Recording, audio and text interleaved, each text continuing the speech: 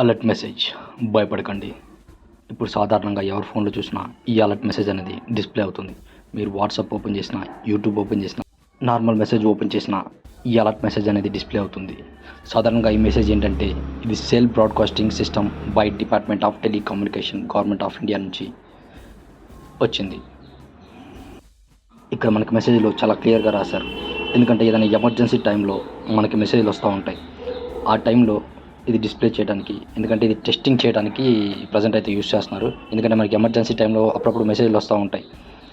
So ఎలా అంటే ఇప్పుడు మనకి తుఫాన్లు కానీ, భూకంపాలు కానీ ఇలా వస్తూ ఉంటాయి. అలాంటి ఎమర్జెన్సీ టైంలో మనకి ఏంటంటే ఇలాంటి మెసేజ్ డిస్ప్లే అవ్వడానికి, మీరు ముందుగా సేఫ్గా ఉండండి అని చెప్పడానికి ఈ మెసేజ్ అనేది చాలా ఉపయోగపడుతుంది. ఇక్కడ మీరు చూడొచ్చు, మనకి తుఫాన్లు వస్తూ ఉంటాయి, పెద్ద పెద్ద తుఫాన్లు. ఆ టైంలో మనం ఇబ్బంది పడతాం, మనకు తెలియదు ముందుగా. ఆ భూకంపాలు కూడా వస్తూ ఉంటాయి, అలాంటి టైంలో మనకు తెలియదు. సో మనకి ఏంటంటే వాళ్ళు ముందుగా మెసేజ్ వస్తారు, మీ ఏరియాలో తుఫాన్ వస్తుంది, మీ ఏరియాలో భూకంపాలు వస్తున్నాయి, జాగ్రత్తగా ఉండండి అని మీకు ముందుగా చెప్తారు. సో భయపడకండి. Please like and subscribe my channel. Thank you.